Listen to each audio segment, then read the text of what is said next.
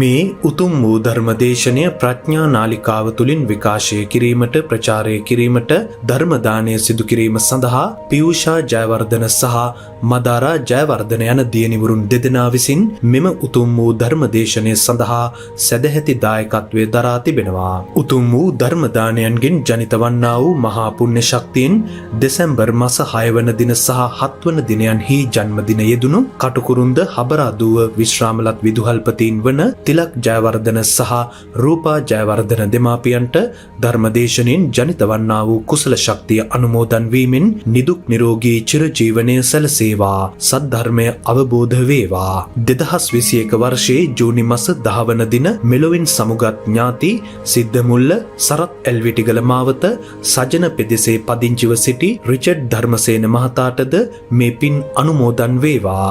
ඉක්මන් භවයකදීම නිර්වාණ අවබෝධය ලැබේවා. එමෙන්ම මෙම සියලු දෙනා නමින් මියගිය සියලුම ඥාති හිත මිත්‍රාදීන් හට උතුම් වූ අමා මහ නිවනින් සැනසීම පිණිස උතුම් ධර්මදේශනාමය කුසලය හේතු උපනිශ්‍රය වේවා කියා බලාපොරොත්තු වෙනවා. එසේම වේවා කියා ආශිර්වාද කරනවා. නමෝ තස්ස භගවතෝ අරහතෝ සම්මා සම්බුද්දස්ස නමෝ තස්ස භගවතෝ අරහතෝ සම්මා සම්බුද්දස්ස නමෝ තස්ස භගවතෝ අරහතෝ සම්මා සම්බුද්දස්ස. යෝච අච්චරා සංඝාත මත්තම්පි අනිත්‍ය සංඥම් භාවෙය්‍ය ඉදං තතෝ මහප්පල තරං තීති. ධර්මානුශාසනාවෙහි සදහැවර අනුග්‍රහක දායකත්වය දරන්නා වූ පවුලේ ප්‍රමුඛ ධර්මස්වනහා බිලාසී සදහැවර පින්නතුනි, නිවන් මගට උපනිශ්‍රේ වන ස්වාමින් වහන්සේ කැමැති පරිදි ධර්මදේශනයක් කියන නිදහස් මාතෘකාව යටතේ සිටමින් මම ධර්මානුශාසනාවක් කරන්නයි සූදානම් වෙන්නේ. මේ බලාපොරොත්තුව කුමක්ද කියලා මම දැම්ම කියන්නේ නැහැ. අගට බලා ගන්න පුළුවන් වෙනවා. මුලින් සමහර විට ඇයි මෙහෙම සරල දෙයක් කියන්නේ කියලාත් හිතෙන්න බැරි නැහැ.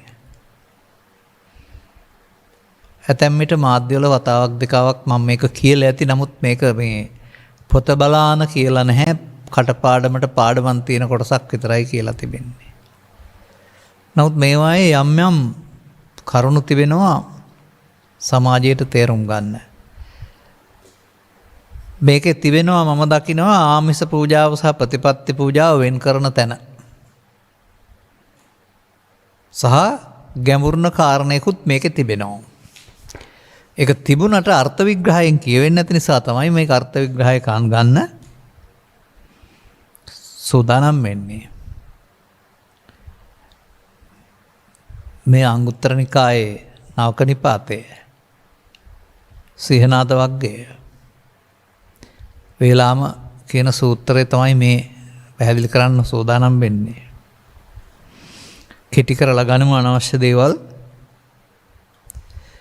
අනේ පිරිසුතුමා අනාථයින්ට දන් දෙන්නම ගිහින් දුප්පත් වෙලා.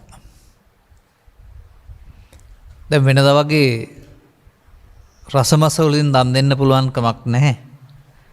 බුදුරජාණන් වහන්සේ හමු වෙන්න ගිය වෙලාවක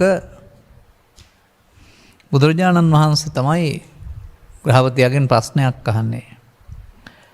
අපිනුත් ඒ ගහපති කුලේ දානන් දී ඇති. ඔබේ නිවසේ දැනුත් දන් දෙනවද? ඒකයි අහන්නේ ග්‍රහය. දී ඇති මේ බන්තේ කුලේ දානං තංචකෝ ලුකං කනාකං බිලංග දුතියන්ති. අන්න ඒක පෙන්නනවා. දැනුත් දන්නන් දෙනවා. හැබැයි රූක්ෂ වූ කාඩිදිය දෙවනකොට ඇති නිවුඩු බතක පස්සේ කාලෙක තේසතේ වසන දේවතාවා මැදිහත් වෙලාද මොකද්ද කියලා ක්‍රමයකින් ගත්ත ණය ආපහු දීලා ධනවත් වුණා කියන කතාවකුත් තිබෙනවා. මේක මුල් කොටගෙන බුදුන් වහන්සේ වදාරපු දෙයක් තමයි ලුකංචේපි ගහපති දානං දේති පනිතං වා තංච අසක්කංච දේති. ඔන්න ඔතනින් එහා පැත්තට ගොඩක් විස්තර තියෙනවා. මම මේක සිංහලෙන් කියන්නම්. ගෘහපතිය රූක්ෂව හරි ප්‍රණීතව හරි දෙනවා නම් සකස් නොකොට දේ නම් අගරුකට දේ නම් සියතින් නොදේ නම් නිරන්තරයෙන් නොදේ නම් කර්මඵල විශ්වාස නොකොට විශ්වාසයක් නැතුව දේ නම් නැත්තම් අදහන් නැත්තම් දේ නම් ඒ පැහැදිලි ක්‍රමයකින් තොරව දෙන්නා වූ දානයේ විපාක වාරය උස් ප්‍රශස්ත මට්ටමක හොඳට පවතින්නේ නැහැ. එතකොට විපාක වාරයට ඒක භාගයට බලපානවා කියලා තමයි පෙන්වලා තියෙන්නේ. යත්ත තස්ස දානස්ස විපාකෝ නිබ්බන්තති න උලාරා බත්ත භෝගාය චිත්තන් නමති න උලාරා වත්ත භෝගාය චිත්තන් නමති න උලාරාය යාන භෝගාය චිත්තන් නමති න උලාරාය පංචසු ගාමනේසු භෝගාය චිත්තන් නමති යේපිස්සතේ හොන්ති පුත්තානිවා ධාරාතිවා දාසාතිවා පෙස්සේතිවා කම්ම කරෝතිවා තේපින සුසුසන්ති න සෝතං ඕදහන්ති න අඤ්ඤං චිත්තං උපට්ඨපෙන්ති. ඔන්න බාගිට දෙන දානේ පිළිවෙලක් නැතුව දෙන දානේ ඕනෑවට එන දානේ ලැබිච්ච විපාක. සිංහලෙන් බලමු. එහෙම කර්මඵල අදහන් නැතුව සූදානමකින් තොරව ආවට ගියාට කරපුවාම මේකේ පෙන්නනවා බත් හම්බ වුණාට හිත නැමෙන්නේ නැහැ කියනවා කෑම කාලා ඉන්න. වස්ත්‍ර හම්බ වුණාට අඳින්න හිතෙන්නේ නැහැ කියලා හිතෙනවා. යාන හම්බ වුණාට යානවල යන්න හිතෙන්නේ නැහැ කියලා තියෙනවා. පස්කම් ගුණේ ලැබුණට ගුණේ විඳින්න හිතෙන්නේ නැහැ කියලා තියෙනවා. පුත්‍රයෝ හරි බිරිඳ හරි දාසයෝ හයි කියන කවුරු හරි අහල්ලු හරි ඒගොල්ලෝ කියන දේ අහන්නේ නැහැ කියලා තියෙනවා. තමන්ගේ අනසකට යටත් නොවන බිරියන් දරුවන් සේවක පිරිසක් හම්බ වෙනවායි කියලා තියෙනවා. ඒ සකස් කොට නොදුන් පිළිවෙලකට නොදුන් අපිළිවෙලකට දානේ සංසාරික විපාක කියලා ඔන්න බුදුරජාණන් වහන්සේ බණක් කියන්න පටන් ගන්නවා.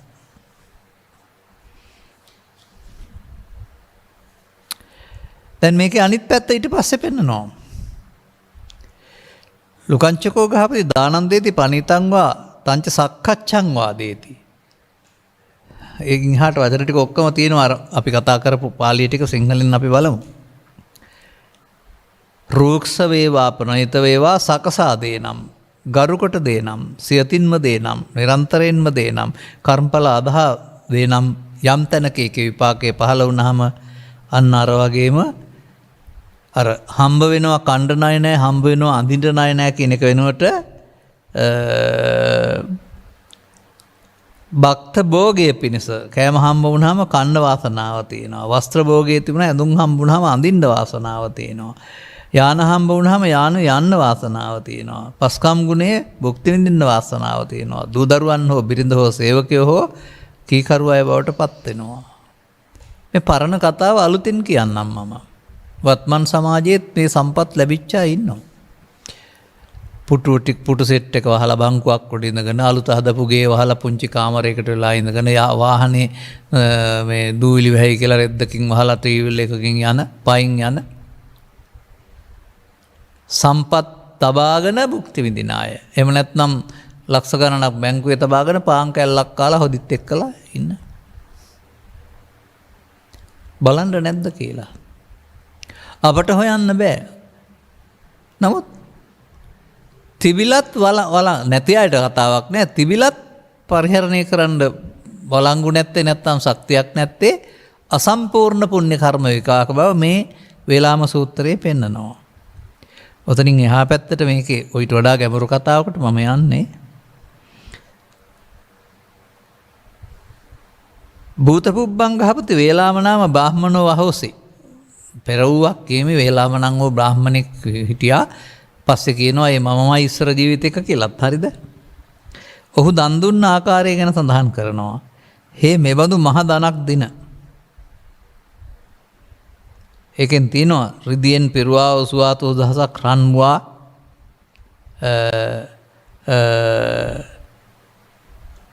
රිදියෙන් රනින් පිරුණා වූ සුවාසෝ දහසක් ඔයද අමුරන් පිරුණා වූ සර්ණාලෝකයෙන් රන්දද ඇති රන් රස දැලින් පිරුණු සුවාසෝ දහසක් ඇතුන් දිවිසම් පන්වැඹුල් අතුල අතිකෝදයකට හුඟක් ඒ කාලෙ සඳහන් වෙලා තිබෙන්නා වූ දහසක් වස්ත්‍ර කොසු ආදී දේවල් දහසක් කන්‍යාවියන් උඩුවියන් ඒ වගේම පැදුරු ඒ වගේම සියුම් පෙළිපෙදිපිලි කම්බිලි කපුපිලි කනබොන වස්ත්‍ර ගැන කනබොන දේවල් ගැන කවර කතාද කියලා තියෙනවා ගංගාවක් වගේ කියලා.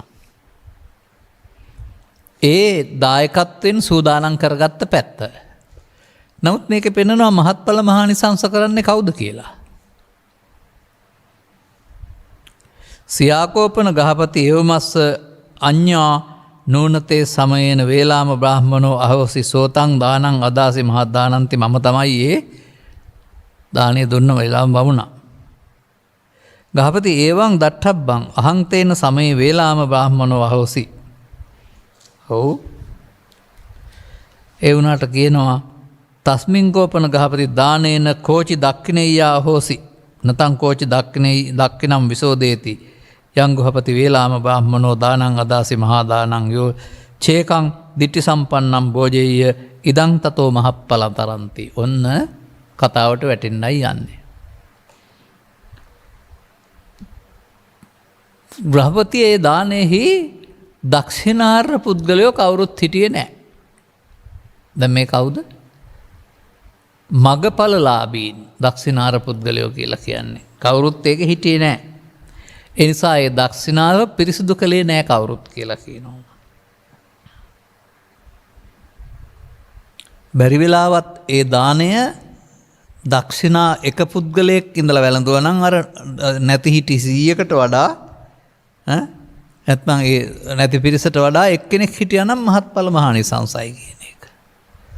දැන් දක්ෂිනාවක් පිරිසිදු කිරීමේ වගකීම දක්ෂිනාවේ භංග සූත්‍රයේ දානය වළඳන අයට විතරක් නෙමෙයි දෙන අයට පැත්තෙත් තියෙනවා. ඔවුන් ආර්ය පුද්ගලයෝ නම් ඒ පැත්තෙන් පවා ඒක පිරිසිදු කරන්න පුළුවන්. උභය කුල පාරිශුද්ධ කියවා වගේ දෙපැත්තෙන් පිරිසිදු කරන්න පුළුවන්. එක පැත්තකිනුත් පුළුවන්. දන් දෙන පුද්ගලයා ආර්ය පුද්ගලයෙක් නම් ඔහුගේ පැත්තෙන් ඒ කටයුතු සිද්ධ වෙනවා. දැන් එතනින් එහා පැත්තට ගෘහපතිය වේලා බමුණා යම් ධනක් දිනම් සෝවාන් පුද්ගලයෝ 100ක් ඒක වැළඳුවාද සකෘදාගාමී එක පුද්ගලයෙක් හිටියා නම් ඊට වඩා ඔහුට ඒ ආනිසංසය බලවත් වෙනවායි. ඔය පෙන්වන්නේ මේ රතන සූත්‍රයේ පෙන්වන්නේ ඒතේසු දින්නානි මහප්පලානි කියලා. ඔවුන් විසෙහි දෙන්නා වූ දාණය දෙන්නාට මහත්ඵල මහානිසංස වෙනවායි කියලා. ගෘහපති පුත්‍රය වේලාමද්‍ය බාමණ දීපු දාණය සකෘදාගාමි අය 100ක් හිටියාද ඊට වඩා අනාගාමි එක පුද්ගලයෙක් හිටියා නම් අරට වඩා ආනිසංසය බලවත් වෙනවා.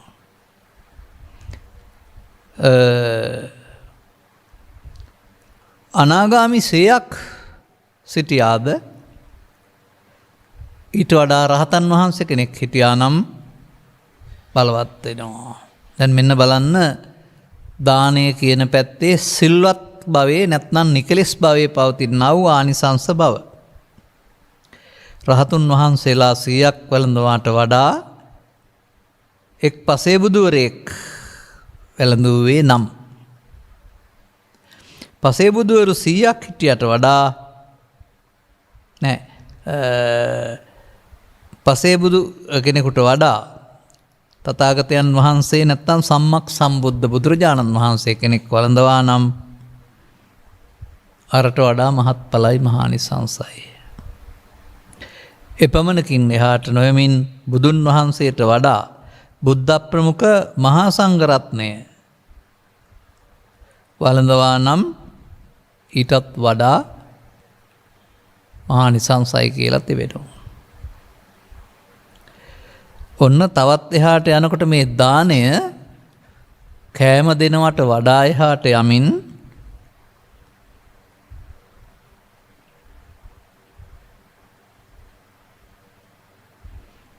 යෝච චාතුද්දිසං සංඝං උද්දිස්ස විහාරංකාරා පෙය්‍ය. ඊට වඩා ලොකු දෙයක් තියෙනවා. ඒ කාලේ නම් මේක භික්ෂුන් වහන්සේලා සංචාරක ජීවිතයක් ගත කළ නිසා ඒකට කියනවා සිව් දිස්සාවෙන් වඩින ආරි මහා සංඝරත්නය උදෙසා කියලා. සිව් දිසාවෙන් වඩිනා සංඝයා උදෙසා වාසස්ථානයක් වෙහෙරක් කියන එක තියෙනවා, චෛත්‍යයක් කියනනේ විහරණය කරන ස්ථානයක්. ඔවුන්ට සෙනසුන් සකස් කළේ නම් අර ආහාර දෙනවාට වඩා ඒ ආනිසංසය බලවත් කියලා කියනවා. බලමු තවත් එහාට. යෝච පසන්න චිත්තේන බුද්ධංච ධම්මංච සංඝංච සරණං ගච්ඡෙය්‍ය. ඔන්න දැන් වෙනස් වෙන්නයි යන්නේ. දැන් මම දකිනවා මෙන්න ආමිස පූජාවේ සීමාව. බුදුන්ට බුද්ධ ප්‍රමුඛව දානය සහ අනතුරුව සිව් දිසාවෙන් වඩින මහා සංඝරත්නය සහ විහෙරක් පූජා කිරීම නැත්නම් විහාරයක් පැදවීම සමහර විට නාන පොකුණු වැසිකිලි කැසිකිලි ආදී ඇතිව වෙන්න පුළුවන්. ඒත් ඒක විපාක දෙන්නා වූ ආමිස පූජාවක්. එතනින් එහාට නම් වෙන දෙයක් කියනවා. යමෙක් පහන් සිතින් බුදුන් දහන් සඟුන් සරණයේ නම්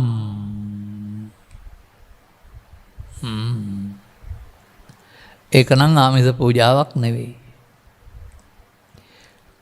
දැන් පහන් සිතින් බුදුන් සඟුන් සරණ යාම කියන එක කොහොමද මේ ඔබ සවන් දෙන ඔබ අර්ථ ගන්නවා ගන්නේ? ඔය පාසල් අධ්‍යාපනයේදී ඔබ කියූ පරිදි උද්දන් තරණං ගච්ඡාමි දංගම් තරණං ගච්ඡාමි සංඝම් තරණං ගච්ඡාමි කිව්වොත් හරිද? නැහැ. එහෙම නෙවෙයි ත්‍රිපිටකයේ තෙරුවන් සරණ යාම සඳහන් වෙන්නේ. මේ සූත්‍රයක් පෙරලලා පෙන්නන්නම් දවසක ඕන නම් ඒ වගේ තියෙන එකක් අරගෙන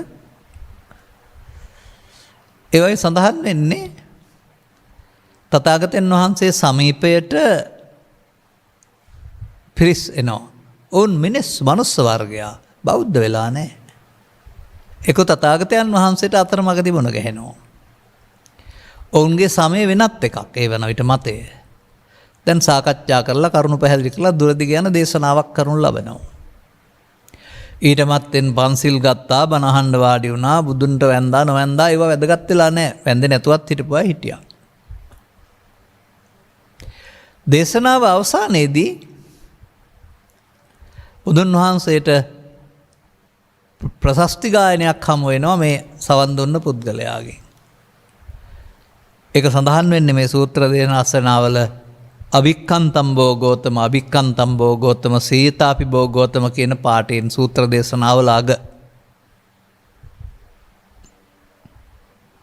තවත් දවසක ඒ බඳු සූත්‍රයක්ම අරගෙන අපි කතා කරමු. මේක පැහැදිලි කරන හැටි බලන්න. දැන් මෙතෙන් ගියොත් මට පාඩුයි මේක. දැන් දේශනාවේදී මනස්කාන්ත බව තමයි අභික්ඛන්තං කියලා කියන්නේ. සීතාපි කියන පාවිච්චි වචනේ ගන්නෙ කොයි වාගේද? ඒකේ හැටි පාට වටහීමේ හැටි. ඔන්න නික්කුජ්ජිතං වා උක්කුජ්ජෙය්‍ය යටිකුරු කරලා තිබුණු දෙයක් උඩු කර කරලා පෙන්වනවා හා සමානයි. පටිච්චන්නං වා විවරෙය්‍ය වසා තිබුණු දෙයක් විවෘත කරලා හා සමානයි. මුලාසා මග්ගං ආචික්කෙය්‍ය පාරවර්ධන කෙනෙකුට පාර පෙන්වනවා හා සමානයි. චක්කුමන්තෝ රූපානි දක්ඛින්ති අන්ධකාරේ වා තේලපද්දෝ තන්දාරෙය්‍ය අඳුරේ ඉන්නවා දෙකක් තියාන අඳුරේ තෙල් පහනක් නැතුව. අඳුරේ ඉන්න කෙනෙකුට රූප බලන්නේ කියලා ඇසත් එකට තෙල් පහනක් දැල්වා දුන්නා හා සමානයි. රූපත් තියෙනවා ඇසත් තියෙනවා නමුත් අඳුරේ ඉන්නේ. එතකොට කලේ ආලෝකයේ සපේන එක දැන් පේන්න ගන්නවා. ඔය බුදුරජාණන් වහන්සේ කරුණ පැහැදිලි කිරීම තුළින් මෝහාන්ධකාරයේ දුරවන එක තමයි ඔය පෙන්වන්නේ ආලෝකය කියලා. ඔබ වහන්සේ වදාළ දේ මට තේරුණා. අද පටන් මම තෙරුවන් සරණ ගිය කෙනෙක්ට සලකන්න. අන්න පරපුරෙන් නිකම්ම තෙරුවන් සරණ යාම අනුන් කියවනවට කියා ධර්මශ්‍රවණයකට සසර දුකින් මිදීමට ත්‍රිවිධ රත්නයේ සරණ හැර වෙන සරණක් නැහැ කියලා ප්‍රතිපත්ති පූජාවෙන් තෙරුවන් සරණ යාම. එහෙමයි මං හිතන්නේ ඒක. එතකොට ඒ පුද්ගලයා ධර්මයේ තේරුම් අරගෙන සසර දුකින් මිදීමට තෙරුවන සරණ කරගන්නවයි කියන එක. මෙතනදී බුදුන් සරණ යනවා කියන්නේ පුද්ගලයා හෝ පිළිමයක් සරණ යනවා කියන එක නෙවෙයි. මතක තියාගන්න. මේ බුදුන් හඳුනා ගන්නට වෙනවා සරණ යන්නට. ඒ බුදුන් කියන්නේ රත්තරන් පිළිමයකට හෝ රිදින් පිළිමයකට හෝ මාංශ ශරීරයකට නෙවෙයි. ධර්මයේ දකීද බුදුන් දකී කියන වචනෙන් පෙන්වන බුදුන්. ඒ කියන්නේ ඒකට කියන්නේ පංචස්කන්ධයේ අනාත්මය බලනකොට හම්බ වෙන බුදුන් තමයි ඔය පෙන්වන්නේ. එතකොට දහම් කියන්නේ බණපදයක් කතන්දරයක් නෙවෙයි. ඉදම්පි ධම්මේ රතනම් පනීතං. ධර්මයේ කියන පදේ මම පෙන්වලා තින්නේ ගැඹුරට නිවීමට. ඒ නිවීම නම් වූ සාන්ත සුවේ සරණ යනවා කියන එකයි ධර්මයේ සරණ යනවා කියන්නේ. එතෙන්ටපත් වෙන්න අනුගමනීය ප්‍රතිපදාවක් තියෙනවා. ඒක කළ හැක්කේ ආර්ය පරපුරට. එතකොට තමන් ආර්ය පරපුරේ කෙනෙක් වෙනවා. ඒවා සංඝයා කියලා කාගේවත් සරණ නෙවෙයි, සංඝ භාවයේ සරණ. මෙහෙමයි ආර්ය සත්‍ය තෙරුවන. ඒක පන්සලේ තුම්පලක තියෙන එක සම්මතේ හදාගත් එකක් කලක් තිස්සේ. නමුත් මේ ආර්ය සත්‍ය තෙරුවන බුදුනුත් ධර්ම සංඝ තමන්ගේ හදවතේ වැඩ ඉන්න ඕන. එහෙම නැතුව නිකම්ම අර වාක්‍ය කියන එක ඔය දානි දෙනවට වඩා ආනිසංස වෙනවද? රහතුන් වළඳනවට වඩා නෑ. ඒ වැළඳීමෙන් ලැබෙන්නේ ආරාම කළත් ලැබෙන්නේ ආයු වර්ණ සැබ්බල විපාකයක් විතරයි. දැන් මේ සරණ යාමෙන් පටිසෝතගාමී වෙලා කෙලෙස් නැසෙන්න පටන් ගන්නවා. ඒක නෙමෙයිද මහත්ඵල මහානිසංසය. මේ පටිසෝතගාමී වෙන්න පටන් ගන්නවා.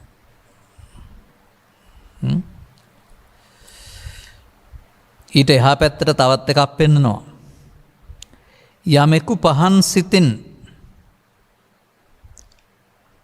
මීටත් වඩා දෙයක් තිබෙනවා. මෙන්න මේකයි සමාජයේ ක්‍රියාත්මක වෙන්න ඕන. හැබැයි වර්තමානයේ තිබෙන වචනෙන් කියන එක නෙමෙයි.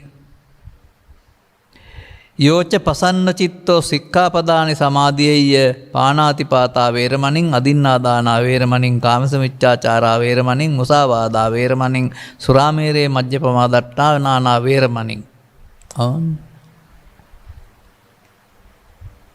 අපේ රටේ ප්‍රධාන පරිදි ස්වාමීන් වහන්සේලා කියන නිසා පණ තියෙන කම්ම කියා කඩන එක නෙමෙයි මේ පෙන්වන්නේ. ප්‍රතිපත්තියක් වශයෙන් තෙරුවන් සරණ යාමටත් වඩා උතුම් කියලා පෙන්නනවා පස්පවින් වැළකෙන ප්‍රතිපත්තියට එන එක. පානඝාතයෙන් වෙන්වන්නේ නම්, සොරකමෙන් වෙන්වන්නේ නම්, කාමීත්‍යාචාරයෙන් වෙන්වෙන්නේ නම්, මුසාවාදයෙන් වෙන්වන්නේ නම්, ස්මරහමෙරින් වෙන්වන්නේ නම්. අපේ බෞද්ධයින්ට තියෙන ශික්ෂාපද 5ක් නෙමෙයි 4ක් සමහර වෙලාවට. අනික කියන්නේ නැති බෞද්ධයොත් ඉන්නවා. කිව්වත් කඩන අය ඉන්නවා. කොතරම් ප්‍රතිපත්තිකාමී බව සැහැල්ලුවට ලක් කළ බොරුවට පිටපැත්තෙන් ගාගත්ත බෞද්ධකමකද මේ පිරිස ඉන්නේ. කොහොමද බලන්නකෝ. තෙරුවන් සරණ යනට වඩා උතුම් මහත්ඵලයක් ලැබෙනවලු පස්පවින් වළකිනවා කිය.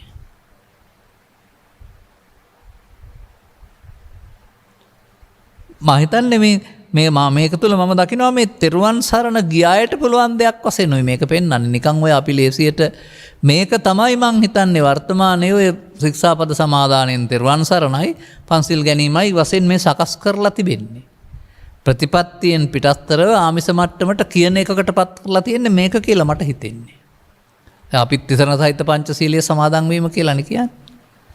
නමුත් තිසරණය කියන්නේ මොනවද කියලා දන්නෙත් නෑ නේද? අපි ඉතින් තිසරණ ගමනන් හරි සරණාගමනන් හරි සම්පූර්ණම් කියනවා ආමබන්තේ කියනවා. ඒ වුණාට සරණාගමනයටපත් වෙලා නෑ. අනිකම් වාචික වචන විතරයි. ඒ නිසා අරට වඩා මහත්පාලිස් මහන්සන් වෙන්නේ නිකම්ම සරණං ගච්ඡාමි කියලා ශික්ෂාපද 5 කියුවට නම්. නමුත් මේකේ පෙන්නනවා තෙරුවන් සරණ යනවට වඩා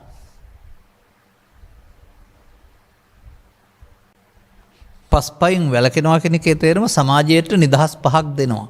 වෛර පහකින් අත මිදෙනවා කියන එක. ඒ කියන්නේ ප්‍රාණඝාතය තුළ ලෝභය, අදත්තා දානය තුළ ලෝභය, කාමීත්වාචාරය තුළ ලෝභය විදිහට ඒක පෙන්වන්නේ හැම එකක් තුළම සමාජයට වදයක් නේ. මුසාවාදය තුළ.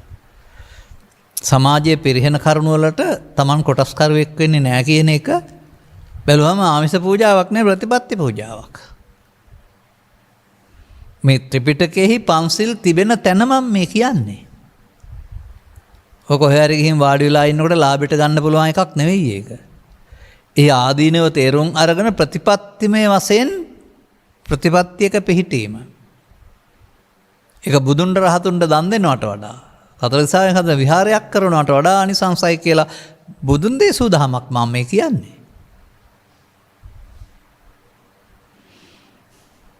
ඔන්න ඊට පස්සේ තවත් එකක් තිබෙනවා.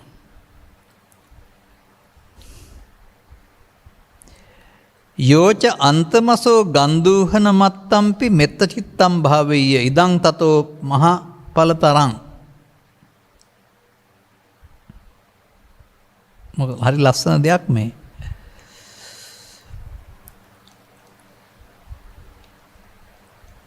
හුස්ම ගන්නා උස්ම ඉහළ පහන වෙලා තරම් ප්‍රමාණයක් කාලයක්වත් මෙත්සිත වඩා නම් දැන් මේක කොතනද තියෙන්නේ? දානංච සමචරියංච මෙත්ත චිත්තංච භාවයේ. දානයේ පරිත්‍යාගයේ සීලය අසමචරියාවෙන් ගෙම පංචශීලය මෙත් වැඩීම. දැන් මෙත්තාය බික්කවේ චේතෝ විමුක්තිය ආසේවිතා භාවිතා බහුලී කතා කියන එකේ මොකද්ද අන්තිමට පෙන්වන්නේ මෙත් වැඩපුවාම? උත්තරින් අපපටි විජ්ජන්තෝ බ්‍රහ්මලෝකබෝ හෝති. අදාළ මාර්ගයේ යන්න බැරිුණොත් බඹලෝට යන එක තමයි පත් වෙනවා කියලා කියන්නේ. මම හිතන්නේ නිකම්ම සියලු සත්ත්වයන් දුක් වෙත්වායි කියලා වචනෙන් කියනවට නෙවෙයි මම මෙත් වඩනවා කියලා කියන්නේ.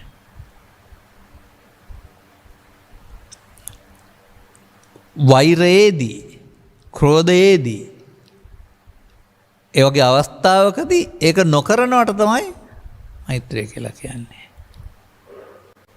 දැන් සතුන් මැරීම අකුසලයක් නම් නොමැරීම පුණ්‍ය කර්මයක් වශයෙන් උත්පන්නනවානේ. දැන් කුද්දක නිකායේ පවතින පුඤ්ඤිකවරත සූත්‍රය අරන් බැලුවම ඒකෙති පවතිනවා ඒතේ ධම්මේ භාවයිත්වා තයෝසුක සමුද්දේ අබ්බපජ්ජං සුඛං ලෝකං පණ්ඩිතෝ uppajjati දානංච සමචරියංච මෙත්ත චිත්තංච භාවේ. මෙත් වැඩීම තුළ දුක් විපාක නැති සැප විපාක තියෙන තැන්වල උපදිනවායි කියලා. අර උත්තරින් අපපටි විජ්ජන්තෝ කියන්නේ මාර්ගඵල වලට පැමිණෙන්න බැරි වුණොත් එතකොට බඹලෝ යනවා කියන එකනේ. ඒක බඹලෝ යන්න පුළුවන් භාවනාවක්. එතකොට කෙලෙස් යටපත් කරගෙන.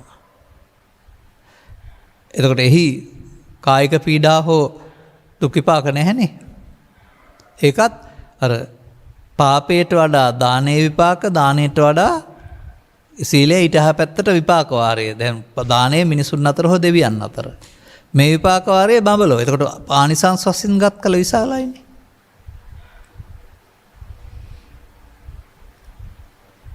එතකොට ඒ අපිත් මා දකින්නේ කෙලස් මුල් තිබියදී උපදවා ගන්නා වූ සංසුන් සමාධියක් තුළ යන්නා වූ භවගාමිත්වයේ හොඳම තැනට යාමක් කියන එක විතරයි. ආනිසංසයක් නමුත් ඒකත්. මොකද නමුත් මීටත් වඩා ආනිසංස දෙයක් මේකේ තියෙනවා. ඒක ගැන කියන්න තමයි මම මේ කාලේ ඉතුරු කරගත්තේ.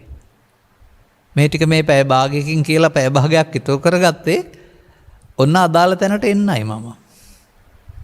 මේ සියල්ලන්ට වඩා ඊළඟ ඡේදයේ පවතිනවා මේ කියන වේලාම බ්‍රාහ්මණයා දන් දීම තුළ නිකම් පිරිසකට දිට්ඨි සම්පන්නෙකුෙන් පටන් අරගෙන අවසානයේ මේ මෙත් වැඩීම තැන දක්වා ආවදින් ඊට පස්සේ කරන්න වැඩක් තියෙනවා. ඕවට වඩා ලොකු ආනිසංස පින්කමක්. යම් කිසි පුද්ගලයෙක් අසුරු ගසන තැනක් වන්වත් අච්චරා සංඝ තම්මත්තම්පි. එහෙමයි ඒකේ වචනේ ගන්න තියෙන්නේ එහෙමයි. අසුරු ගසන තැනක් වනම්වත්. අනිත්‍ය සංඥා භාවීය අනිත්‍ය සංඥාව වඩන්නම් ඒක මහත්ඵල මහානිසංසයි අරට වඩා. දැන් ඔබ දන්නා අනිත්‍ය සංඥාවට අනුව කොහොමද මේක මහත්ඵල වෙන්නේ? කේසානිච්චා ලෝමානිච්චා හැම කියලා කී කියා හිටියම අරට වඩා ආනිසංසයිද? නැත්නම් පුප්පම්මිලා යති යතයි ධම්මේ කායතත යති කිව්වහම ඒක මහත්ඵල ආනිසංසයිද? එහෙම වෙන්න බෑ. මන්දයක් දැන් අපි ආනිසංස වශයෙන් කතා කළා මිනිසුන් අතර දෙවියන් අතර ආයුර්ස බල සහ බඹලව දක්වා ආනිසංස.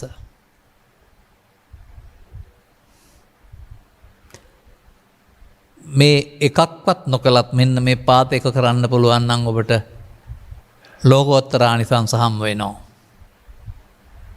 මේවා පහු කරගෙන එන්න. ඒවා තියෙනවා නම් වළක්වන්න ඕනෙත් නැහැ. නමුත් සුනීත සෝපාක වැනියාට මේ සේරම කරන්න වත්කම් තිබුණේ නැහැ. ඔවුන්ට මේ කෙලවරේක හමු වෙන්නේ නැති. දැන් මේ අසුරු ගසන සැනක් කියලා කියන්නේ මොකද්ද? දැන් අපි යනවා ගිරිමානන්ද සූත්‍රයේ තියෙන කතමාචානන්ද අනිත්‍ය සංඥා. ඒකනේ මේ මෙතන තියෙනවා ඇත්තේ මේ. අච්චරා සංගමත්තම් මේ අනිත්‍ය සංඥම් භාවීය. මේ අනිත්‍ය සංඥා භාවිතා කරන්නේ කොහොමද බලන්න. අපේ සමාජයේ නම් ඉතින් ඕන්න මේ කෙස් අනිත්‍යයි දුකයි අනාත්මයි, ලොම් අනිත්‍යයි දුකයි අනාත්මයි කියලා කියන අයත් මම අහගෙන ඉන්නවා. එහෙම නැත්නම් ඇස අනිත්‍යයි රූපය අනිත්‍යයි කියන අයත් අහගෙන ඉල්ල දෙනවා. ඇස අනිත්‍යයි කියන්නේ ඇස කවදා හරි පොළොවට පස් වෙලා යනවා හැමදාම තියෙන. රූපය කියන්නේ ඉස්සරහින් තියෙන එක. මෙහෙම මේවට අර්ථ අරගෙන කතා කරන අයත් මේ සමාජයේ ඉන්නවා. මේ සමාජය තුළ ස්වභාවයෙන්ම අනිත්‍ය කියන පදයට ආවේම ඇහැට පේන දෙයක් වශයෙන් බලන්නමයි ඔක්කොම ටික. ඒ නිසා ඔවුන් සිටියේදී ඔවුන්ගේ කෙලෙස් තිබියදී බාහිර ලෝකෙ සිදුවෙන සිදුවීම් ඔහු දකිනවා අනිත්‍ය කියලා.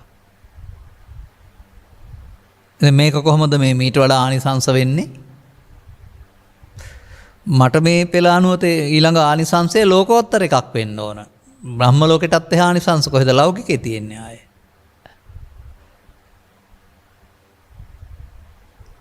තවත් තැනක හොයමු අපි. ඒකේ තියෙනවා නිර්වාණන්ද සූත්‍රයේ කතමාචානන්ද අනිත්‍ය සංඥා. අනිත්‍ය සංඥා වඩන්න කියන්නේ මොකක්ද? රූපං අනිච්චා වේදනා අනිච්චා සංඥා අනිච්චා සංඛාරා අනිච්චා විඥාන අනිච්චා ඉතිමේසු පංච උපාදානස්කන්ධේසු අනිච්චානුපස්සේ විහෙරති. දැන් පංච උපාදානස්කන්ධයේ අසුරු ගසන සනක් අනිත්‍ය බලන්නේ කොහොමද? එහෙනම් පංච උපාදානස්කන්ධයේ අසුරු ගසන සනක්වත් නොතියෙන එකක් වෙන්න ඕනේ මේ පැත්තට. දැන් එතකොට පංච උපාදානස්කන්ධේ රූප කියන්නේ ශරීරය කියන අය ඒකට උත්තර සපයන්නේ කොහොමද?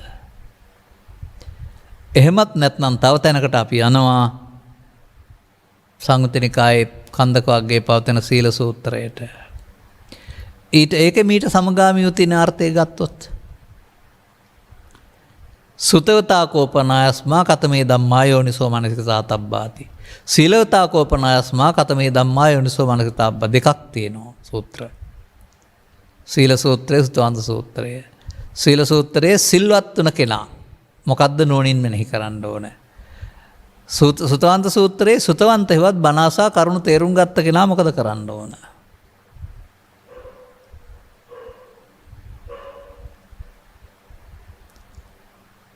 දෙකටම තියෙනවා ඉමේ පංච උපාදානස්කන්ධේ අනිච්චතෝ දුක්ඛතෝ අනත්තතෝ යෝනිසෝ මනසිකරන්තෝ සෝතාපට්ටි බලං සච්චි කරෙය්‍යාති.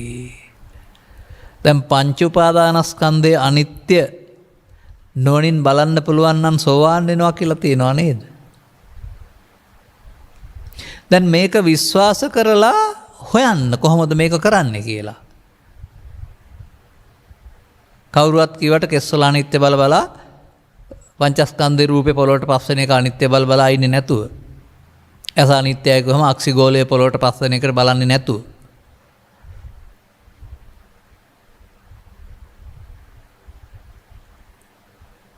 අපි මෙහෙම හිතන්නකෝ. ඔබට ඔය උපතින් අන්ධ පුද්ගලයන්ගේ ඇහැ පේනවා, අක්සිගෝලය පේනවා, කළු ඉරියංගාව ඇරුණාම අනිත් ටික තියෙනවා පේනවා. ඔහුට රූප පේනවා අද ලෝකේ.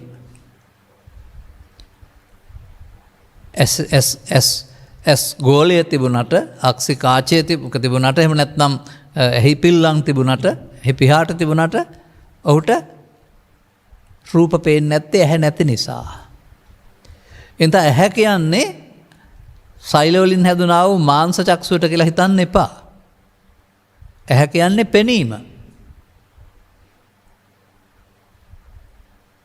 ඔය මම දැකලා තිනවා මගේ ළමා කාලෙත් මේ කම්පෙත්ත තියෙනවා අල්ලන්න පුළුවන් ඕන කෙනෙකුගෙන්. කන තියෙනවා එයාට. නමුත් ලෝකේ කිසිම සද්දයක් නැහැ. එහෙනම් එයාට පෙත්තට නෙමෙයි කන කියන්නේ සෝත ප්‍රසාදේ නැහැ. දැන් මේ සියල්ලට වඩා කරන්න ඕන වැඩේ මේකේ තියෙනවා තනි වැඩක් වශයෙන් කරන්න පුළුවන් නේද? දැන් පංච උපාදානස්කන්ධ හටගන්නේ කොහෙන්ද? ඇහෙන් විතරද? ඈ කනෙන්, නාසයෙන්, දිවෙන්, කයෙන් සහ සිතෙනුත් හටගන්න පුළුවන්. බාහිරෙන් බැලුවට වෙනස් වුණාට අරමුණ රූප, ශබ්ද, ගන්ධ, රස කියලා ඇතුළතින් බලපුවාම දොරවල් පහටම සිත පිහිටන්නේ. සිත තමයි රූපයක්, ශබ්දයක්, ගන්ධයක්, රසයක් කොට වෙන් කරගෙන ඒකට එකතු වෙන්නේ.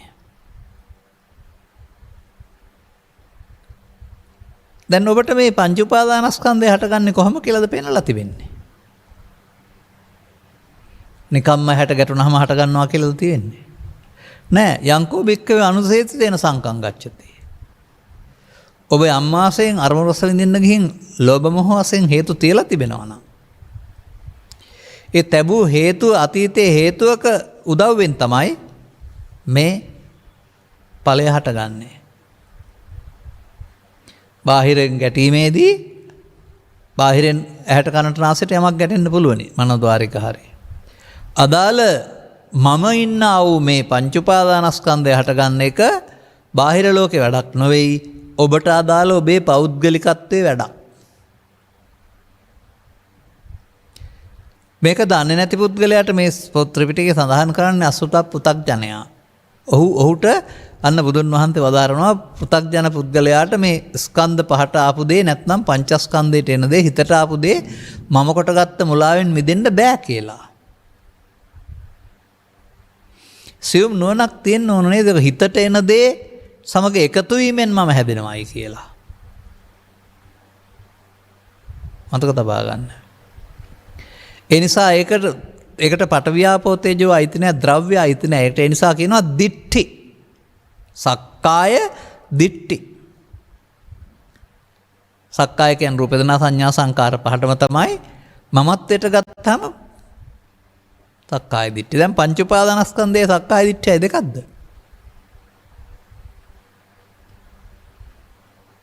දැන් පංච උපාදානස්කන්ධයට එන දේ මම කොට ගැනීමෙන් මොකද වෙන්නේ?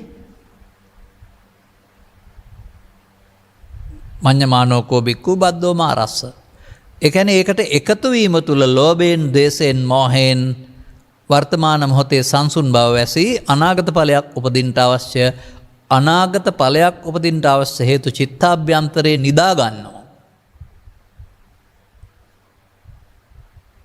ඒක තමයි සසර හදන ක්‍රමය. බුදුවරු පහළ නොවූ සමාජයේ පෘථග්ජන පුද්ගලයා පවොස්සේ, පිනොස්සේ, ධාන ඔස්සේ සසර හදන්න ඇරුණාම සසරෙන් මිදෙන පාර හොයාගන්න බැරි වුණා. අන්දයත් ඔවුනුත් පංචස්කන්ධය කියන ඇති සමහරට ශරීරයට වෙන්න ඇති. ගැඹුරු අර්ථයෙන් දැක ගන්න බැරි වුණ නිසා. එසේත් නොවතිනම් බුදුරු අදාළ අනිත්‍යයට එන්නට එතෙක් හිටපු කාටවත් බැරි වුණ නිසා.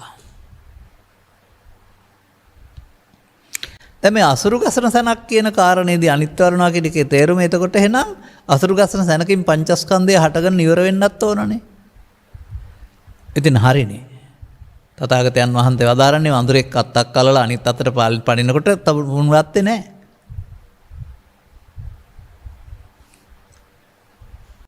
අන්න ඒ ස්වභාවය තේරෙනකොට තේරුම් යනකොට කෙනෙකුට තේරෙනවා අපි මේ මොන දේ කළත් ඒවට බාහිර වශයෙන් නම් තබා තිබුණාට අවසානයේ මේ කරන්නේ ස්කන්ධ පරිහරණයක්. ස්කන්ධ පරිහරණය පෘථග්ජන පුද්ගලයා ඒකට එන දේවල් ලෝභ මූලිකව, දේශ මූලිකව, මෝහ මූලික වශයෙන් ගැනීමෙන් බැඳී සසරට බැඳී ආපහු දුක් විපාකෙට දෙන්න හේතු චිත්තාභ්‍යන්තර ගත කරමින් පංච උපාදානස්කන්ධයක් බවට පත් කරගෙන පෘථග්ජනෙක් බවට පත් වෙනවා.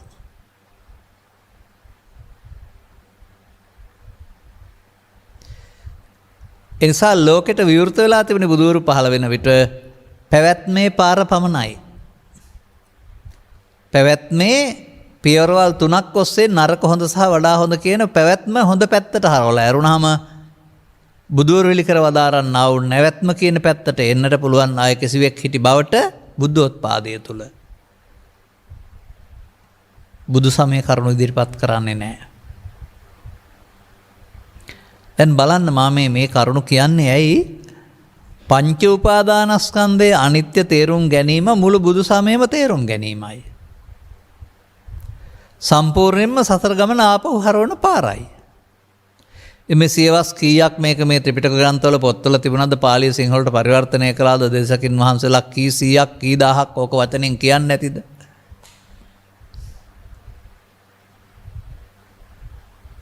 නැත්නම් සීල සූත්‍රයේ සඳහන් බුද්ධ වචනේ බොරුවක් වෙන්න ඕනේද? නැහැ. කවමදාකවත් බුදුවරු අදාළ දෙයක් වෙනස් වෙන්නේ නැහැ. ඒක උන්වහන්සේම තවත් සූත්‍රයක වදාරලා දෙයක්. බුදු තැන් පටන් ශරීරය අතහැර දවසන් දක්වා යමක් වෙන්නේ නැහැ කීවා නම් ඒක වෙන්නේ නැහැ. වෙනවා කී වදාලා නම් ඒක වෙනවා. එනම් පංච උපාදානස්කන්ධයේ අනිත්‍ය තුල සෝවාන් සකෘදාගාමී අනාගාමී අරිහත් අවලම් කරන්න පුරාණ සමතෙක් අදත් ඉන්න බෑ. හරියට කෙස්වල අනිත්‍ය නෙවෙයි. දැන් මොකද්ද වෙන්න ඕන මේකේ? අන්න එහෙම හිතලා බලන්න. හොඳයි, පංච උපාදානස්කන්ධයට එකතු වීමේදී මොකද වෙන්නේ? ලෝභයෙන්, දේශයෙන්, මෝහයෙන් බැඳී සංයෝජන වී සසරට බැඳෙනවා. එන එක පමාද විහාරීනේ. එසේනම් මේ බුදුන් වහන්සේ වදාළේකේදී සසරෙන් මිදීම සමග කෙලෙස් නැසීමත් වෙන්න ඕනේ. මේ අනිත්‍යයේදී මා දකින්නවා කෙලෙස් නැසෙන්න ඕනේ කියලා. හොඳයි, ඔබ බලන කෙස් අනිත්‍යයේදී, ලොම් අනිත්‍යයේදී, මල් අනිත්‍යයේදී, වතු පිටි අනිත්‍යයේදී, ශරීරයේ අනිත්‍යයේදී කෙලෙස් නැසෙනවද? ඒ ලෝකේ පවතින වෙනස්වල ස්වභාවය හෙවත් අනියත බවට මේ පදය එකතු කිරීමෙන් එය අනිත්‍ය පිළිගත්ත වරද. අනියත බව අනිත්‍ය වශයෙන් පිළිගැනීමේ වරද්ද. නමුත් මේ අනිත්‍ය බලන්න ඕන දැසකින් නෙවෙයි, බාහිර වස්තු වල නෙවෙයි. පංච උපාදානස්කන්ධය තුල යදා පඤ්ඤාය පස්සති. ඒක ඇහැට පේන එකක් නෙවෙයි, නුවණින් දකින අනිත්‍යයක්. දැන් ඔබට පැහැදිලි වෙනවද මේ සමාජයේ කලක් තිස්සේම ඇහැට පෙනෙන අනිත්‍යයක් ගැන කතා කර කර හිටියයි කියන්නේ?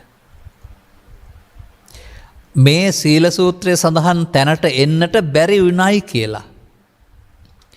දැන් මේ සූත්‍රයේ සඳහන් පරිදි මේ සීල සූත්‍රයේ සඳහන් වෙන්නා වූ ඉමේ පංච උපාදානස්කන්ධය අනිත්‍ය දුක්ඛ අනාත්මතෝ කියන එකයි, ගිරිමානන්ද සූත්‍රයේ අනිත්‍ය සංඥාවල පංච උපාදානස්කන්ධ අනිත්‍ය කියන එකයි, මේකේ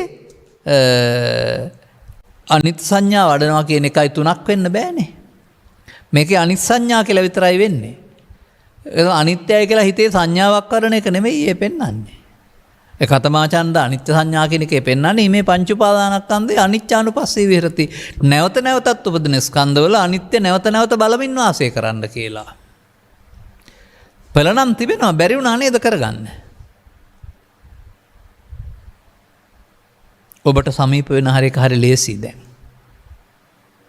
අපට මෙතෙන්ට සමීප වෙන්න තමයි අවුරුදු 25ක් 30ක් 35ක් 40ක්ම මේ පෙළ දහම ඔස්සේ මේ සිද්ධියට පත් වෙන්න අමාරු උනේ. අන්දයත් ඒ අනිත්‍ය පදයෙන් ධර්මයේ වසා විවිධ මිත්‍යාමති මතාන්තර දේශනා කරමින් නැත්නම් එළිවෙමින් ඒවා ඔස්සේ සමාජයේ යමින් හිටපු නිසා. මා මෙහෙම කිව්වොත් සම්පූර්ණ බුදු සමයේම දුක්ඛගාමී ප්‍රතිපදාවට කියනවා අනිත්‍ය කියලා, නිර්වාණගාමී ප්‍රතිපදාවට කියනවා අනිත්‍ය කියලා. අනිත්‍යයි නිට්ටයයි විතරයි. සාරාංශ කළොත් එහෙම මුල් බුදු සමයේම. එතකොට ඉතින් හුඟක් බණ පොත් ඕන නැහැ. බුදුන් වහන්සේ වදාළ පරිදි ඔබ නිත්‍ය කොට ගන්න මුලාව තේරුම් ගන්න ඔබ අනිත්‍ය බලන්න පටන් ගන්න.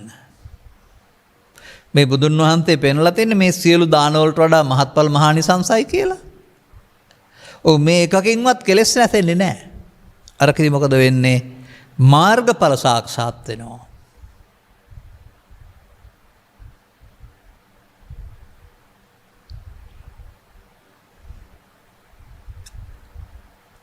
එසේ නම් අපි තව ටිකක් ඒක සමීප කරගනිමු. මෙන්න මේකට ඔබට වෙනම සූදානම් වෙලා වාඩි වෙලා කරන්න වැඩක් දෙන්නේ නැහැ. මේකට ඔබට දෙන්නේ ඔබට අදාළ සිව්විරියව පාවිච්චි කරමින් ඉන්න. Tamanට අදාළ කටයුතු.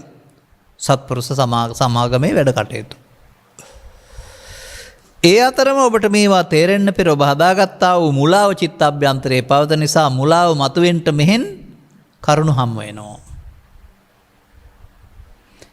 මෙහෙ හමු වෙන පුංචි පුංචි ප්‍රත්‍යමුල් කරන ඔබේ මේ මුලාව මතුවෙන අවස්ථා තුනක් තමයි අනතුරුව කාම විතරකය, ව්‍යාපාද විතරකය, විහිංසා විතරකය නම් වූ වචන තුනෙන් පෙන්වන්නේ. තුනම එකවර එන්නේ නැහැ.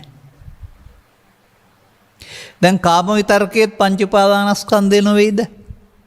ව්‍යාපාද විතරකයේ පංච උපාදානස්කන්ධය නොවේද? විහිංසා විතරකයේ පංච උප්පන්නං හටගෙන නොවේද?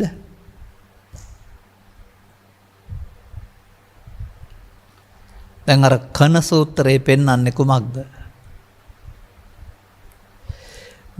මේ මොහොත මෙසේ බලන්නට අදාළ ප්‍රතිලාභය ලැබුවන් ලෝකේ හිටියේ නැහැ. පෙර බුදුවරුන්ට පහළ වෙන්න පෙර. ඒ වගේම බුදුවරු හෙළි කරන දහමින් පිටස්තරව ඇත්තෙත් නැහැ. මේ ඇලී හෝ ගැටි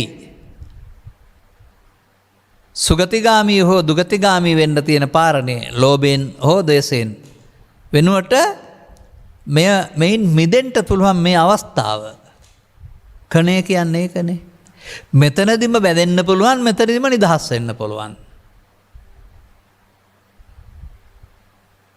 අන්න පෘථග්ජනයාට අයිති මෙතනදීම බැඳමින් සතර හදන එක. මන්දයත් තථාගතයන් වහන්සේ වදාරනවා පෘථග්ජනයාට ඒකට එන දේ මම කොට ගත්ත මුලාවෙන් මිදෙන්න බෑ. ඔහු බොහෝ කල මම කොට ගැනීමෙන් ඒ මුලාව තුළ තවදුරටත් පැවැත්මේ වහලෙක් වශයෙන් සැප හොයනවා. ඒ කියන්නේ ඒකට එකතු වීම කියන කාරණේට යොදපු වචනයක් තමයි තථාගත බුදු පියාණන් වහන්සේ ඒකට කියන නමක් තමයි මගේ මම මගේ ආත්ම හේවත් නිත්‍ය සුඛාත්ම කියන්නේ. කවදාවත් ඒක වචනෙන් කීවේ නෑ මම මගේ ආත්ම කියලා, නිත්‍ය සුඛාත්ම කීවෙත් නැහැ. සිදුවීමට යොදපු නමක් මේ.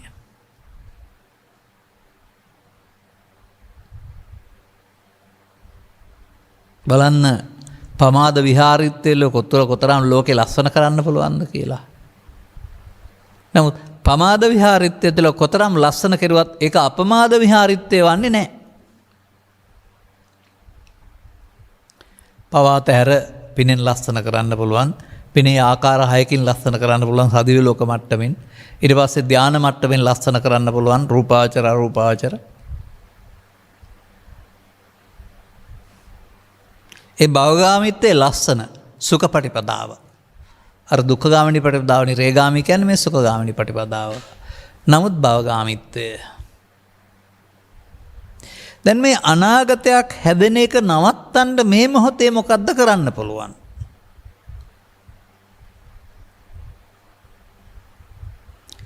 ඔබ කලේ මේකට එකතු වෙන එක නම් සංසාරේ පුරුදු කලේ මේ මොහොතට එකතු වෙලා විතර්කයේ පාවිච්චි කරන එක නම් කාම හෝ ව්‍යාපාද විහිංසා. ඔබේ ප්‍රතිපත්තයට බුදුන් වහන්සේ නාදිවාසේති කියන්නේ ආදිවාසේති කියලායි වචනයක් පෙළක් හදලා තියෙන සමහර සූත්‍රවල. සියුම් නෝනකින් මෙතෙන්ට ඇවිදින් මේ වර්තමාන මොහොතේ ෂණයයි හම්බ වෙන්නේ ඇසෙන් කනෙන් නාසයෙන්. ඒ ෂණය එකතු නොෙමින් එකතු නොවීමෙන් අතහැරෙන්න ඇරියොත් අර වර්තමානය හරහා අනාගත ඵල උපදින්න තියෙන හේතු හේවත් අනුසෝත ගාමිත්වය හේවත් අවශේෂ නිරෝධයට ආයිබෝවන් කියනවා පළවෙනි වතාවට. ඊළඟ එකේදී දැක්කොත් දෙවෙනි වතාවට ආයිබෝවන් කියනවා. අනුපස්සිනෝ විහෙරතෝ කියන්නේ ඇසෙන් කනෙන් නාසයෙන් දිවෙන් කයෙන් නැවත නැවතත් එහෙම බලමින් වාසය කරන්න කියන එක නේද? දැන් අසුරු ගසන සනක් ස්කන්ධ පංචකයට එකතු නොවුනා නම් ඒකේ තියෙන උපාදාන නොවි කෙලස් නැතෙනවා නේද? පටිසෝතගාමිත්වය ආරම්භ වෙනවා නේද? සසරට යන පාර වෙනකොට බුදුන් වෙත යන පාර මාර්ගවල ඵලෙ හිමි වෙනවා නේද? ඒක නේද මේ අසුරු ගසනකින් ලැබෙන්න පුළුවන් මහත්ඵල මහානිසංස බව කියලා කියන්නේ කියන එක තේරෙනවද?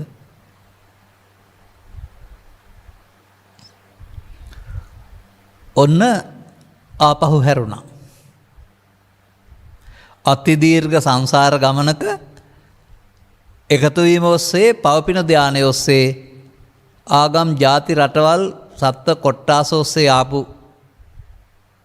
අනුසෝතගාමී භවගාමී ප්‍රතිපදාව ආපහු හැරෙන්න ශනයක් හම්බ වුණා. බුදුවරු මාර්ගය පැහැදිලි කළා ඔබ යන්න ඕනේ. නමුත් මාර්ගයේ පැහැදිලි කිරීම මතුවෙන්න කොතරම් සියුම් තැනකට එන්න ඕනේද? කොතරම් ලෝකේ වචන කතා කළත් මේ ක්ලික්ලේසී බවට පත් වෙන මේ අනිත්‍ය නිසා කෙලෙස් නැසෙන හැටි පිළිබඳ කතාවක් නැහැ.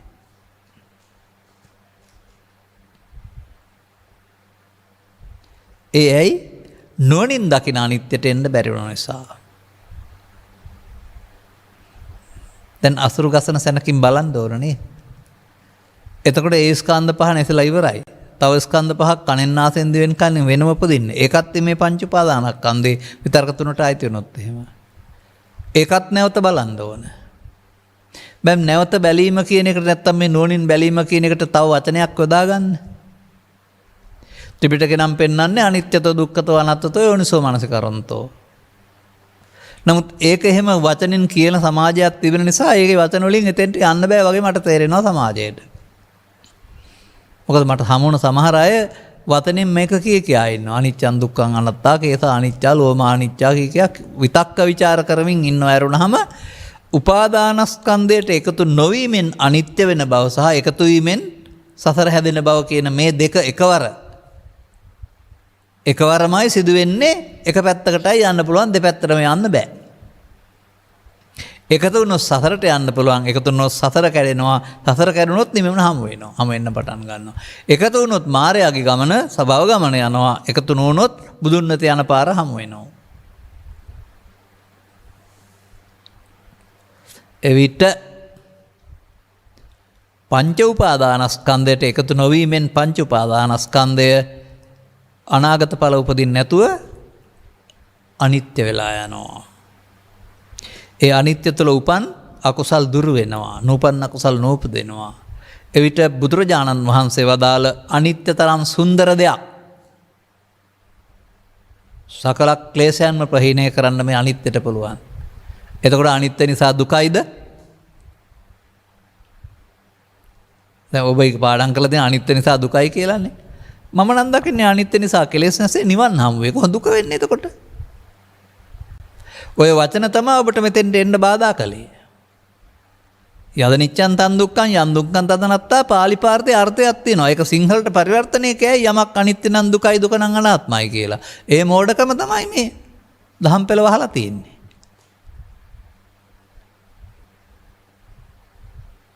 දුක කියන පදේට දුකයි කියලා ගන්න නෙවෙයි. දුක කියන්නේ මම හොට ගන්න දෙයක් නැති කිසිවක් නැති අසාර බවනේ. ඒකට නොගැනීමටනේ දුක්ඛ කියන්නේ. අසාර්ථ මමකට නොගැනීමට මනනේ. මමකට නොගැනීමත් අනිත්‍යත් දෙකක් වෙනවද බලන්න. දැන් බලන්න හරිද කියලා. මඤ්ඤමානෝකෝ බික්ඛු බද්දෝ මාරස තණ්හා උපාදාන අවිද්‍යා සංඛාරා. අමඤ්ඤමානෝ මුත්තෝ පාපේ මතෝ තණ්හා නැහැ උපාදාන නැහැ බව විද්‍යා විමුක්ති. පස්ස නිරෝධයෙන් පසු. අනුපස්සිනෝ විහෙරතෝ. අන්න දැන් පටන් ගත්තා පහු යන්න. නැවත නැවතත් අවදි වූ තැන් පටන් නින්දට යනතුරුම සොකීය කර්තව්‍යයන් කරමින් බලමින් වාසය කරන්නේ නම් ඔහුගේ චිත්තාභ්‍යන්තරයේ ඊට ඇවිදින් මිය යනවා. අභ්‍යන්තරේ හිස් වෙන්න පටන් ගන්නවා මෙහෙන් තියන්නේ නැත නිසා. අලුතින් වැටිය සහ තෙල් දාන්නේ නැත්නම් තියෙන තෙල් දැලිලා යනවා කියලානේ පෙන්වන්නේ සංයෝජන සූත්‍රයේ. ඒ නිසා මේ වර්තමාන මොහොත අනාගත ඵලයක් උපදින්න නැති වෙන්න හේතු නොතැබීම තුළින් අතීතය හිස් වෙන්න පටන් ගන්නවා. එවිට මේ උපාදාන නොවි අවසන් වීමට කියන අනිත්‍ය කියා ඉන්න නෙමෙයි. ඒකට අරමුණට පුරුදු පරිදි අර අදිවාසේති නප්පජහති නවිනෝදේති නභ්‍යන්ති කරෝති න අනභවං ගමේති කියන මේ මෝඩකම නොකිරීමමයි මේ අවේරේණච සම්මන්ති කියලා කියන්නේ.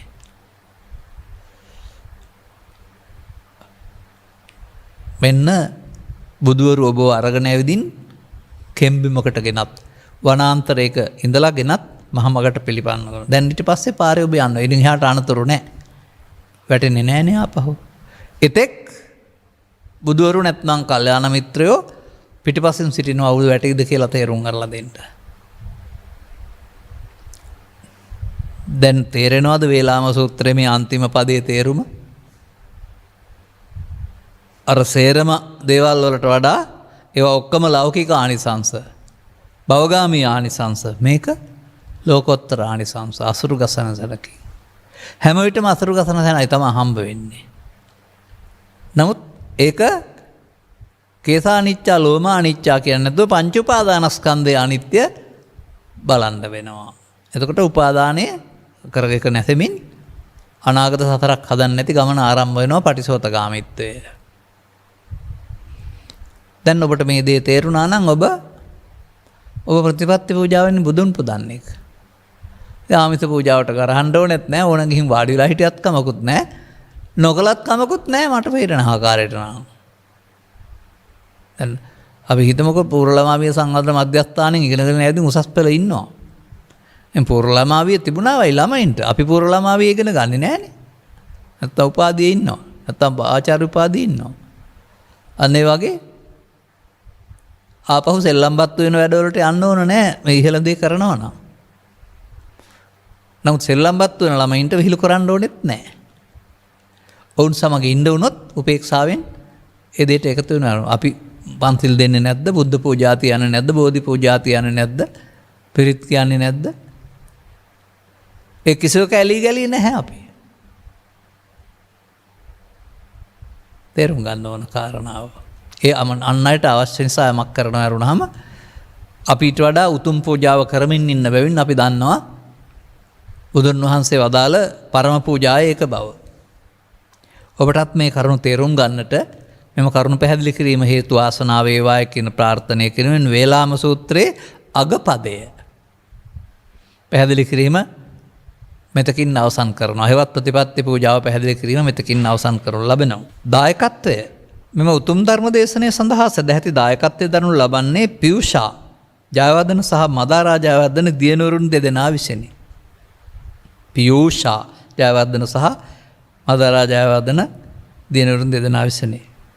අරමුණු අතර දෙසැම්බර් මාස 6 වෙනි දින සහ 7 වන දිනයන්හි ජන්මදිනය දුන කටුකුරුන්ද අබරාදුව විශ්‍රාමලත් විදුහල්පතීන් වන තිලක් ජයවර්ධන සහ රූපා ජයවර්ධන දෙමව්පියන්ට ධර්මදේශයෙන් ජනිත වන්නා වූ කුසල ශක්තිය අනුමෝදන් වීමෙන් නිදුක් නිරෝගී චිරජීවන සැලසේවා සද්ධර්ම අවබෝධය ලැබේවා. ඇයි සුබම සුබ උපන් දිනයක් වේවා.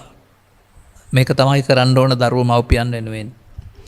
2001 ජූනි මාස 10 වන දින මෙලවින් සමුගත් ඥාති සිද්ධ මුල්ල සරත් ඇල්විටිගල මාවත සජන පෙදෙස පදිංචිව සිටි රිචඩ් ධර්මසේන මහතාටද මේ පින් අනුමෝදන් වේවා. ඉක්මන් භවයකදී කල්යාණ මිත්‍රයන් හමු වී සදහම් වටහාගෙන නිවන් මඟ පූර්ණය කරගන්නට ලැබේවා. වචන ටිකක් සකස් කළා මම. නිකම්ම ලැබෙන්නේ නැහැ නිර්වාණ අවබෝධය. ඒකයි එමෙන්ම මෙම සියලු දෙනා නමින් මියගිය සියලු ඥාති හිත මිත්‍රාදීන්ට උතුම් අමා මහ නිවන් සැනසීම පිණිස මේ උතුම් ධර්ම දේශනාමේ කුසලය අනාගත ඵලදරීමක් වශයෙන් නිවරිස් වේවා කියලායි ප්‍රාර්ථනා කරන්නේ. අනතුරුව මෙම උපයන්ට උපන්දිනයක් සමග ධර්ම දානයක් සඳහා දායකත්වය දරූ දියණියන් දෙදෙනා ඇතුළු ධර්ම ශ්‍රවණය කළ හැමට මේ වේලාම සූත්‍රයේ සඳහන් පරිදි අන්තිම පොඩි දේ ඒ පොඩි දෙයක් නෙමෙයි ලොකුම දේ බව තේරුම් ගන්න ලැබීම තුළින් අනිත් ඔක්කොම කරනවට වඩා මේක බලන්න පුළුවන් නම් ඒ බුදුරජාණන් වහන්සේ වෙත යන මඟ බව තේරුම් කරගන්නට ඔබට ශක්තිය ධෛර්යය ලැබේවා. ඔබට ඒ බුදුන් හමු වේවා. සබ්හිතය වජ්ජන්තු සබ්බ රෝගෝ විනස්සතු මාතේ බවත් අන්තරායෝ සුඛී දීඝායුකෝ බව හැම දෙනාටම තෙරුවන් සරණයි. මෝහක්ඛයෝ නිබ්බානං